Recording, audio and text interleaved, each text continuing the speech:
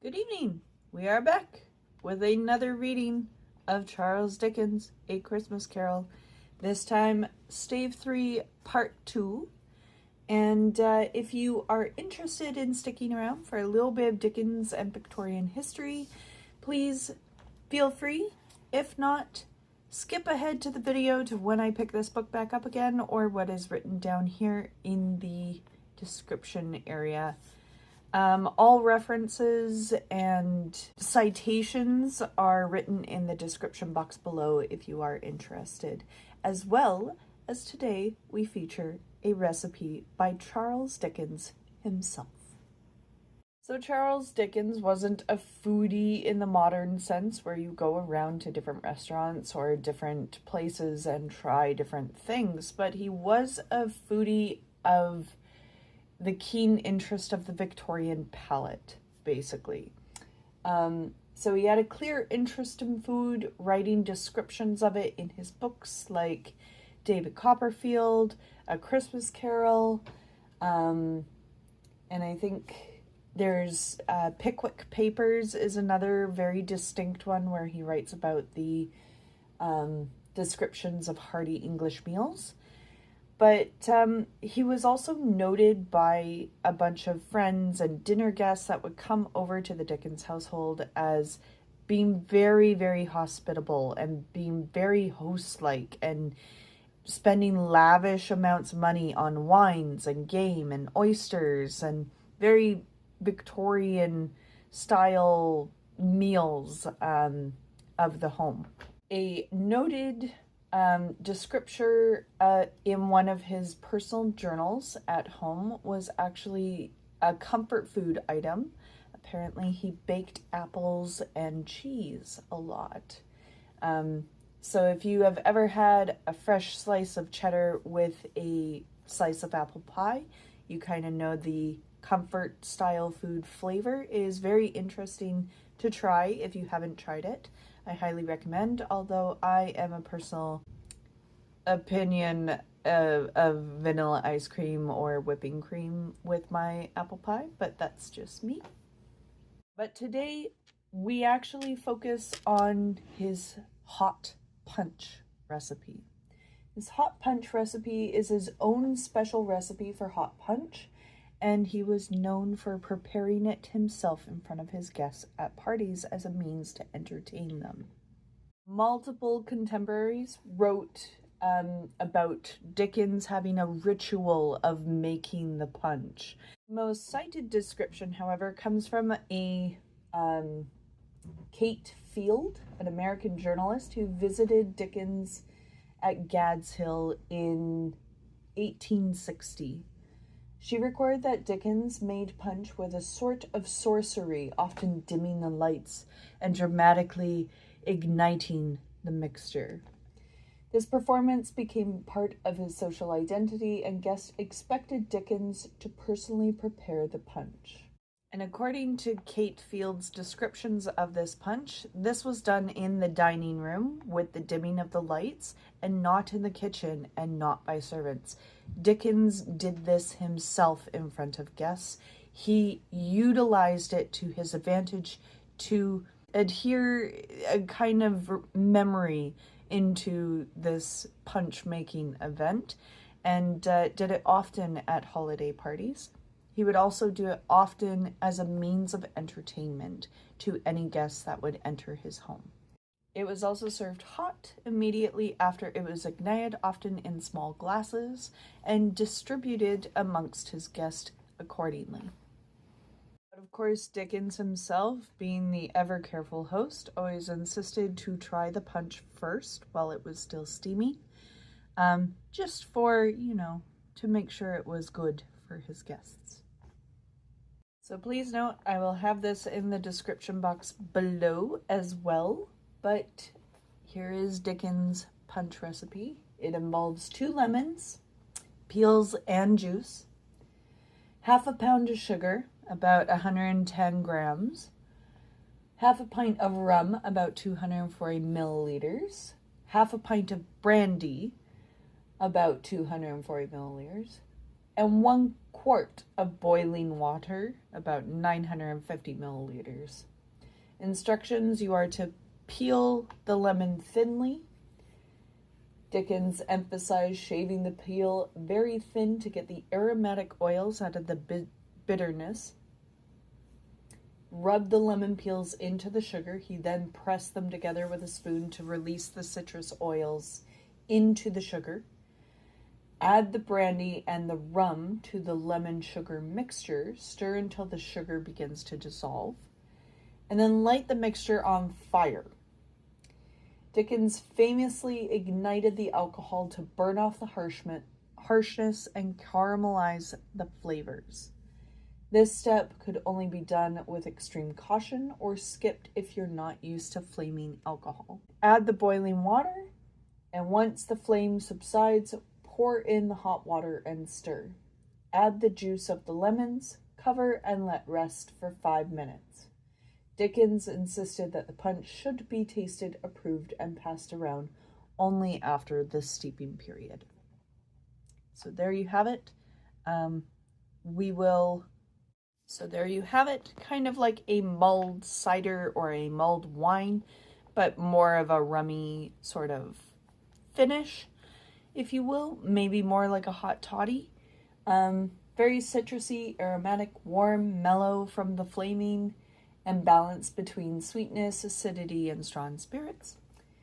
I would highly recommend that if you are not safe to light it on fire, or if you don't feel comfortable lighting it on fire, I would actually highly recommend maybe boiling it a little bit on the stove in the water to bring it up to that temperature. Otherwise, enjoy it with just the hot water afterward, and I'm sure that it would be just as lovely and fine as well. If you want more information about this punch, maybe we can drop a line to Tasting History, or maybe he has already done it. I'm not sure. But you can go and bug him for it, and I'm sure that he'd be more than willing and thrilled to do a Dickens punch recipe. Without further ado, though, I think we are going to pick up the book, and we are going to read Stave 3, Part 2. Just in case you were curious about the making of the Dickens punch recipe, the Dickens Museum has actually posted a YouTube video all about it. So I'm certain I will post this in the description box below, but if the link doesn't work, you can search it here on YouTube. Just type in Dickens punch and it will come up. It will be the first recommendation. Thanks. I shall remind everybody once again that I will reread a little bit to catch us back up to where we were. And perhaps it was the pleasure the good spirit had in showing off this power of his, or else it was his own kind, generous, hearty nature, and his sympathy with all poor men, that led them straight to Scrooge's clerks. For there he went and took Scrooge with him, holding to his robe. And on the threshold of the door the spirit smiled, and stopped to bless Bob Cratchit's dwelling with sprinklings of his torch. Think of that. Bob had but 15 bob a week himself. He pocketed on Saturdays but 15 copies of his own Christian name, and yet the ghost of Christmas present blessed his 4-roomed house.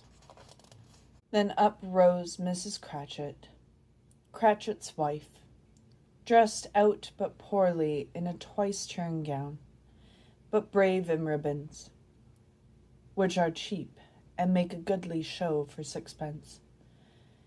And she laid the cloth, assisted by Belinda Cratchit, second of her daughters, also brave in ribbons, while Master Peter Cratchit plunged a fork into the saucepan of potatoes, and getting the corners of his monstrous shirt collar, Bob's private property, coffered upon his son and heir in honor of the day, into his mouth, rejoiced to find himself so gallantly attired, and yearned to show his linen in the fashionable parks.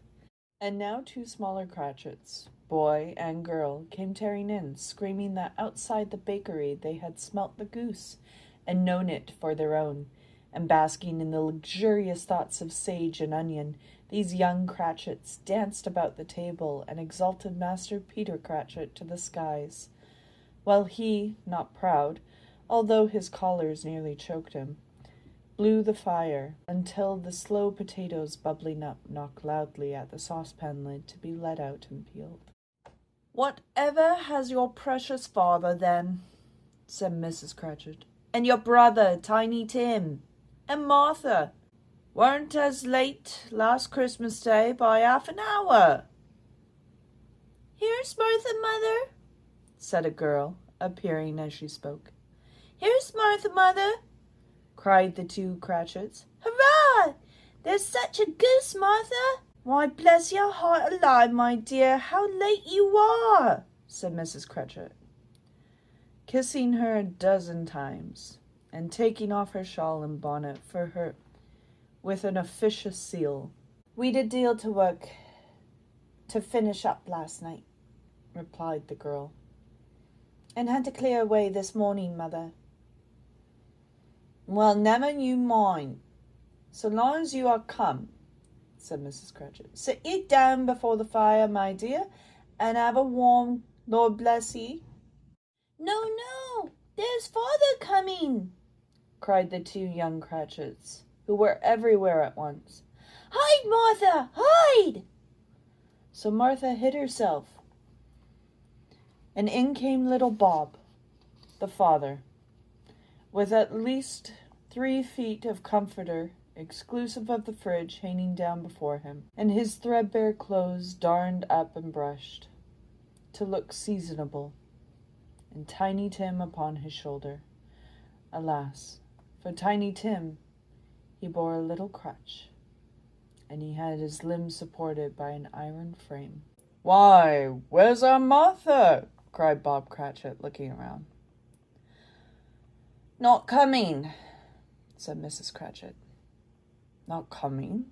said Bob, with a sudden declination in his high spirits, for he had been Tim's blood horse all the way from church, and had come home rampant. "Not coming upon Christmas Day?" Martha didn't like to see him disappointed, if it were only in joke. So she came out prematurely from behind the closet door, and ran into his arms, while the 2 young Cratchits hustled Tiny Tim and bore him off to the wash-house, that he might hear the pudding seen in the copper. "And how did little Tim behave?" asked Mrs. Cratchit, when she had rallied up Bob on his credulity, and Bob had hugged his daughter to his heart's content. "As good as gold," said Bob, "and better. Somehow he gets thoughtful sitting by himself so much. He thinks the strangest things you ever heard. He told me, coming home, that he hoped the people saw him in the church, because he was a cripple, and it might be pleasant to them to remember upon Christmas Day who made the lame beggars walk and blind men see." Bob's voice was tumultuous when he told them this, and trembled more when he said that Tiny Tim was growing strong and hearty. His active little crutch was heard upon the floor, and came back Tiny Tim before another word was spoken. Escorted by his brother and sister to his stool beside the fire, and while Bob, turning up his cuffs, as if, poor fellow, they were capable of being made more shabby, compounded some hot mixture in a jug with gin and lemons, and stirred it round, and put it on the hob to simmer. Master Peter and the 2 equestrious young Cratchits went to fetch the goose, with which they soon returned in high procession. Such a bustle ensued that you might have thought a goose, the rarest of all birds, a feathered phenomenon. to which the black swan was a matter of course, and in truth it was something very like it in that house. Mrs. Cratchit made the gravy ready beforehand in a little saucepan, hissing hot. Master Peter mashed the potatoes with incredible vigor. Miss Belinda sweetened up the applesauce. Martha dusted the hot plates. Bob took Tiny Tim beside him to a tiny corner at the table, and the two young Cratchits set chairs for everybody, not forgetting themselves, and mounting guard upon their posts, crammed spoons into their mouths, lest they should shriek for goose before their turn came to be helped. At last the dishes were set on, and grace was said. It was succeeded by a breathless pause, as Mrs. Cratchit looked slowly along the carving knife, preparing to plunge it into the beast. But when she did, and when the long-expected gush of stuffing issued forth, one murmur of delight rose all around the board, and even Tiny Tim, excited by the two young Cratchits, beat on the table with the handle of his knife, and feebly cried, "Hurrah!" There was never such a goose. Bob said he didn't believe there was ever such a goose cooked. Its tenderness and flavor, size and cheapness were the themes of universal admiration. Eked out by the applesauce and mashed potatoes, it was a sufficient dinner for the whole family. Indeed, as Mrs. Cratchit said it with great delight, surveying one small atom of a bone upon the dish, they hadn't ate it all at last. Yet everyone had had enough, and the youngest Cratchits in particular were steeped in sage and onion to the eyebrows. But now, the plates being changed by Belinda and Mrs. Cratchit, left the room alone, too nervous to bear witnesses, to take the pudding up and bring it in. Suppose it should not be done enough? Suppose it should break in turning out? Suppose somebody should have gotten over the wall of the backyard and stolen it, while they were merry with the goose? A supposition at which the two young Cratchits became livid. All sorts of horrors were supposed. Hallo! A great deal of steam. The pudding was out of the copper. A smell like a washing day, that was the cloth. A smell like an eating house, and a pastry cook's next door to each other, with a laundress's next door to that. That was the pudding. In half a minute, Mrs. Cratchit entered, flushed but smiling proudly, with the pudding like a speckled cannonball, so hard and firm, blazing in half and half a quartern of ignited brandy, and bedlight with Christmas hollies stuck to the top.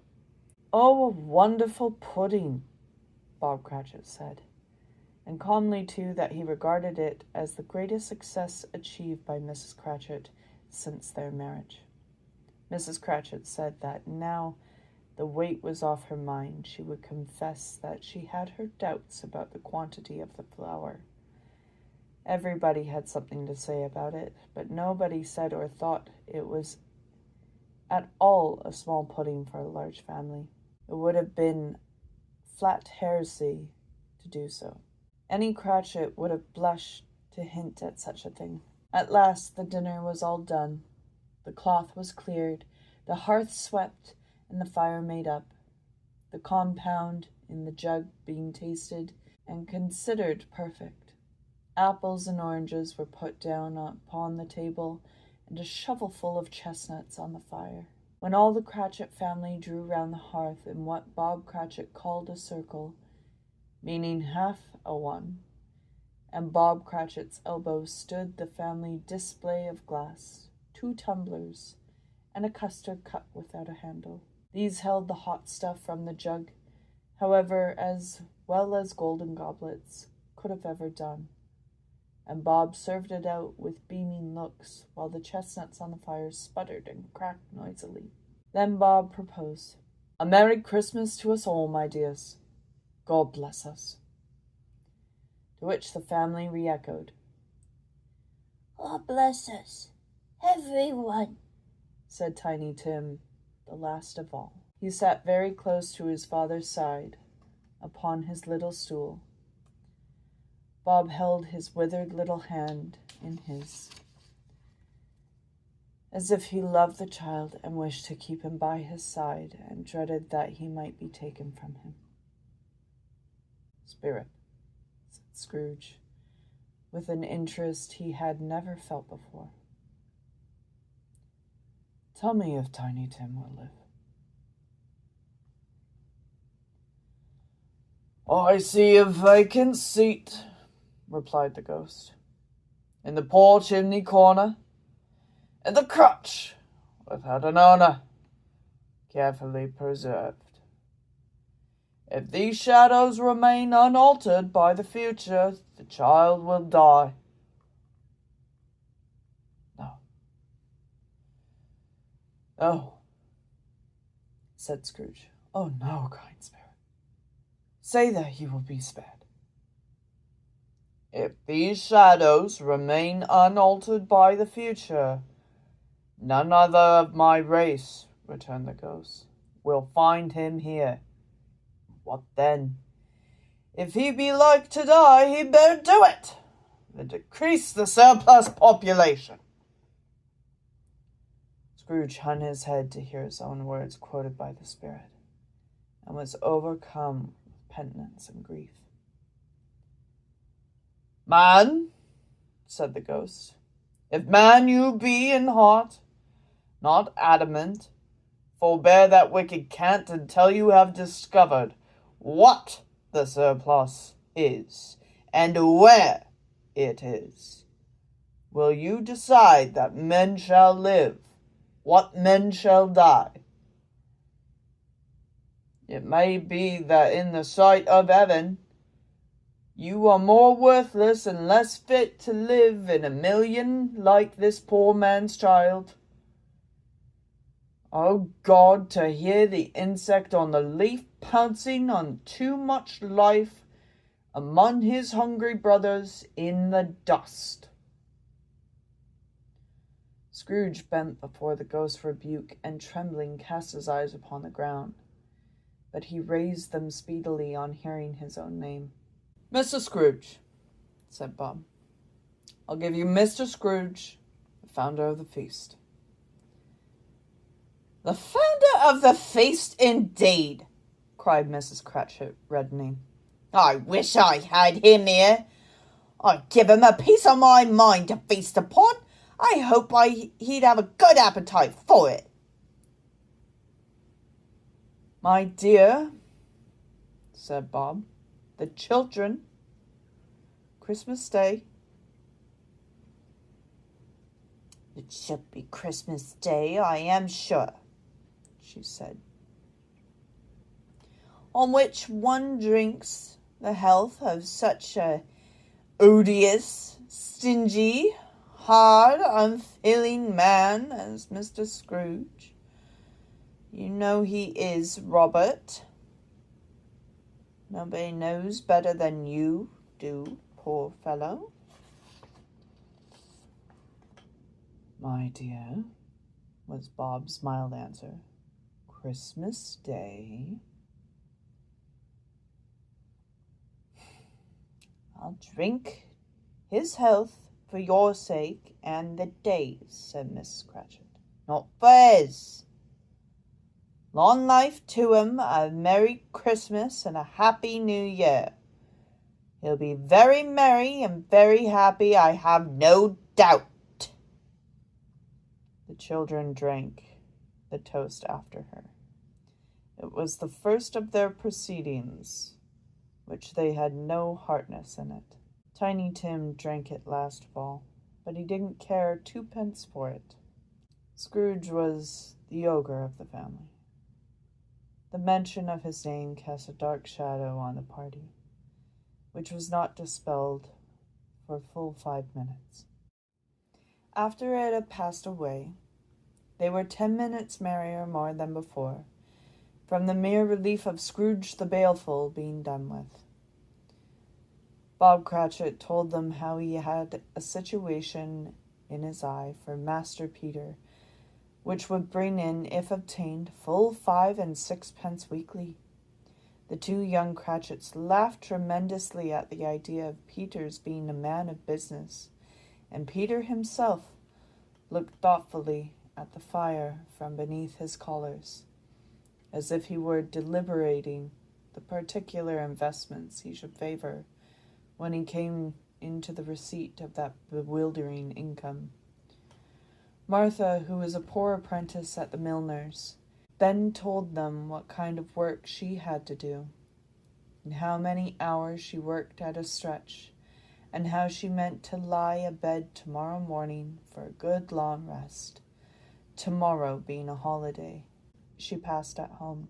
Also, how she had seen the Countess and a lord some days before, and how the lord was much about as tall as Peter, at which Peter pulled up his collars so high that you couldn't have seen his head if you had been there. All this time the chestnuts and the jug went round and by they had a song about a lost child traveling in the snow from Tiny Tim, who had a plaintive little voice and sang it very well indeed. There was nothing of high remark in this. They were not a handsome family. They were not well dressed. Their shoes were far from being waterproof. Their clothes were scanty. And Peter might have known, very likely did, the inside of a pawnbroker's. But they were happy, grateful, pleased with one another, and contented with the time. And when they faded and looked happier yet in the bright sprinklings of the spirit's torch and parting, Scrooge had his eye upon them, and especially on Tiny Tim until the last. And that is where we start for tonight. Thank you, and stay tuned for tomorrow when we start Stave 3, Part 3. Good night.